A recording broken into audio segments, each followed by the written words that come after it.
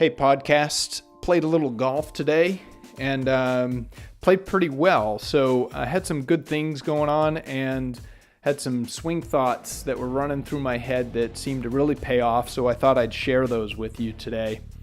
And, before I do, I just want to encourage you guys, if you like what's going on, if you like my stuff, just share it with your golf buddies, pass it along, shoot them a link, or tell them to look up the Golf Essentials podcast on whatever station, whatever application they're listening to podcasts. Usually Apple is probably one of the most popular ones, but go ahead and share it. I'd love that. It'd mean a lot to me.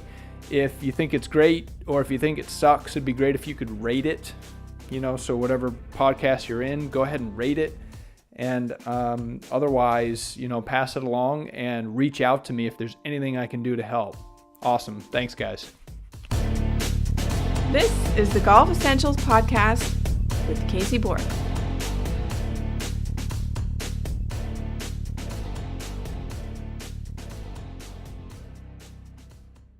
Played a little client golf today down at Shingle Creek here in Orlando. Good track. It was a little bit wet. We had gotten some rain, so things were a little bit soggy, but they had redone their greens. I think it was last year or 2 years ago, and there were, those sort of elevated, undulating greens with sort of shaved areas all around, and, sort of the low areas with the Nicholas drains. So it required, other than the real softness of the greens, they held really well. Other than the softness, you really had to hit quality shots into the greens to, get it close to the hole and be in the right level. And if you were a little bit off, you have some tough chips and ups and downs from around the sides of those greens. So it could see, the guys I was playing with, you could see it's tough around those greens like that. A lot of people prefer having a little bit of shaggy rough around the green. It's, keeps the ball closer and it's a little easier to sort of splash it out like a little bunker shot and get things up and down. But ironically, those shaved areas are not most people's favorites. But we had a good day. Just wanted to share some swing thought that I had. I guess it's a technical thought, but not really. And it's something that, I hadn't thought about in a while, but I thought I would share with you because it was sort of my swing thought today. And most of you guys who have listened to my stuff, that I focus on really basic stuff. And most of the time I focus on setup, where I'm aiming, my posture, my grip, and then how much tension I have in my arms and my hands. I try to keep it super simple, right? I segment my thoughts, pre-swing and in-swing. Pre-swing is those basics. In-swing, I'll literally just think about, losing the tension and trying to maintain that throughout the swing. And when I'm playing my best, that's how simple it is. It's literally just that. Because I think it's really important to minimize compensation, and I think that tension, those of you who are working on tempo, one of the guys we played with today, he was talking about how he's working on his tempo. So I had a conversation and asked him how tightly he felt he was holding the club. And he basically said a 7 out of 10. And then in the downswing, it's a 20 out of 10, I said, well, there you go. When you squeeze the club, you're going to get really quick. Things get much faster if you focus on soft arms, soft grip pressure, and you try to maintain that throughout the swing. If you're going to be successful at maintaining that throughout the swing, it's impossible to swing abruptly and to jerk the club, because as you're jerking the club, you have to squeeze onto it in order to hold on to that club, right? So I find that's a really, really good swing thought. And the cool part about it is it works well when you're nervous too, because those soft arms, soft hands, that moves the burden into your core, as opposed to when you're squeezing the club, it gives the control of the club to your hands, and you really don't want that. They don't work as well when you get nervous. But the The thing I was going to mention, the swing thought that really worked well today, I was really hitting a lot of quality tee shots and iron shots right where I was looking. I mean, on the range, I hit a flagstick with my 4-iron, and I stuffed a few wedges in there close today, and actually played pretty well. So, the swing thought, or I guess the technical thought that I was thinking of is, when you're putting, so really, or short chips, think of the motion is, and if you're just swinging from sort of, if the ball's at 6 o'clock and you're going 7 o'clock to 5 o'clock, so just little tiny swings like that, it's a one lever motion. So that, imagine the shaft of the club going all the way up your left arm, and the left arm is basically straight right down the shaft of the club. And as you're making those small swings, it's a one lever motion. So you're keeping that straight line more or less intact. But as the swing lengthens, you allow wherever it feels comfortable for you. You don't need to force this, but you allow your wrists to hinge. Okay, so that turns the lever system into a 2-lever system. So it's down your left arm, and then at the top of your swing, it's more or less, think of it as a 90-degree angle with the shaft, right? Your wrists have hinged, and that's a 2-lever system. And that is, from a leverage standpoint, the most leverage.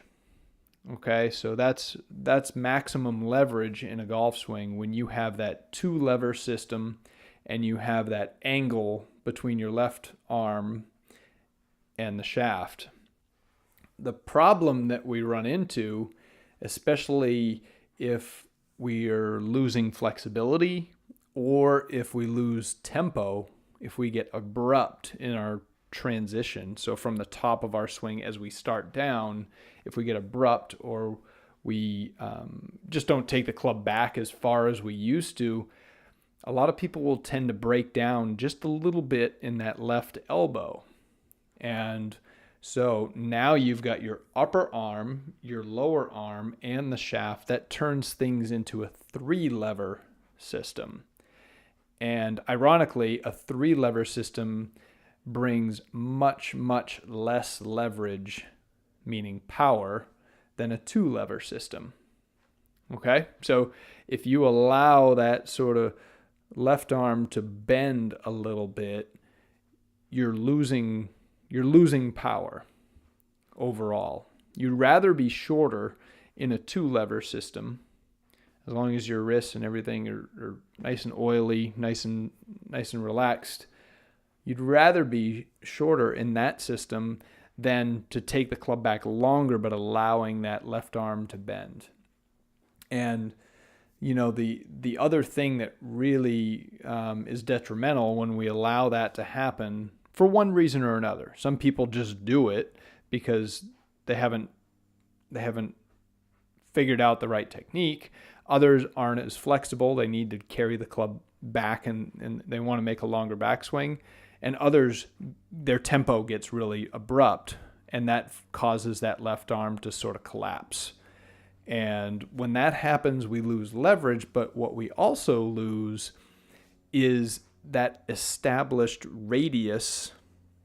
I know I'm getting a little technical. This is about as technical as I get, guys, but we're losing that established radius of our swing. So imagine the circle that the club is swinging on, right? The club is swinging around a circle that goes around your body. If we allow that left arm to collapse at all, at any stage of the swing, the circle just got smaller.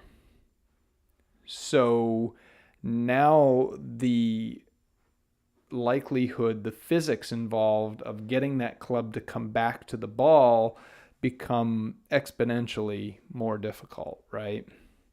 So we're not only losing power, but making crisp, solid impact with that ball in a 3-lever system is much, much, much more difficult, because you have to allow that club, allow the left arm to straighten out as you approach impact, and allow the release of the club, right? So the wrists are unhinging.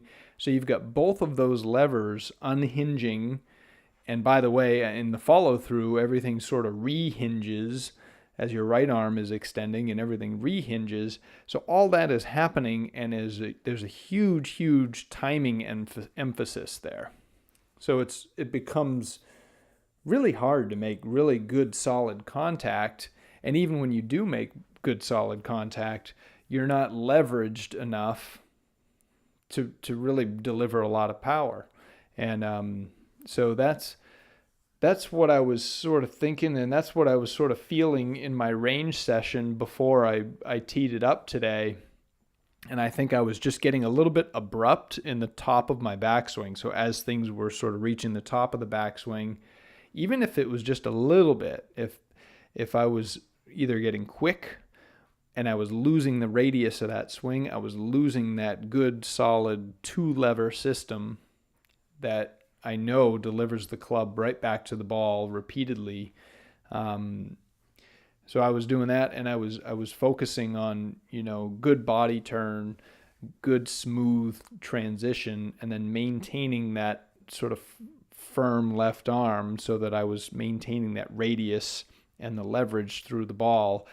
And my divots were shallow. The club was coming back to the ball repeatedly. I hit a lot of shots today, right on the middle of the club face. Hit them dead straight, right in the direction where I was looking, and my numbers were right on. I think I was even carrying the ball, especially with my driver. Picked up a few yards, and because of that leverage factor, and so it was a really good ball striking day. And I thought it might make some sense to share with you guys what was going through my head and where I was coming from as far as, feeling like, number one, I'm always trying to remove tension, right? So there's a balance there. We're not squeezing the club. We're still relaxed, but there's a structure in place, meaning that 2-lever system that we want to maintain as we're swinging for the purpose of reliability, or repeatability, I should say, and that 2-lever system brings a lot more power. So maybe that'll help you. Maybe it's something to give a try next time you get out and hit some shots. Start with some small swings. Just make some little 9 o'clock swings with a nice wide. Try to keep your hands keep your hands away from your body as you're swinging around. And you'll feel like, okay, my core has to rotate, but as I'm doing that, I can't do it too abruptly because everything collapses towards your body as you get too abrupt if you jerk the club down from the top. So start small and then work up bigger. Feel that good rhythm, feel that leverage, feel the club shallowing out as it comes into impact. So your divots aren't going to be real deep and ripping up huge sod farms, and hopefully you're delivering the club powerfully and hitting the ball in the middle of the club face a little more often. Hope that helps you guys. Talk to you soon.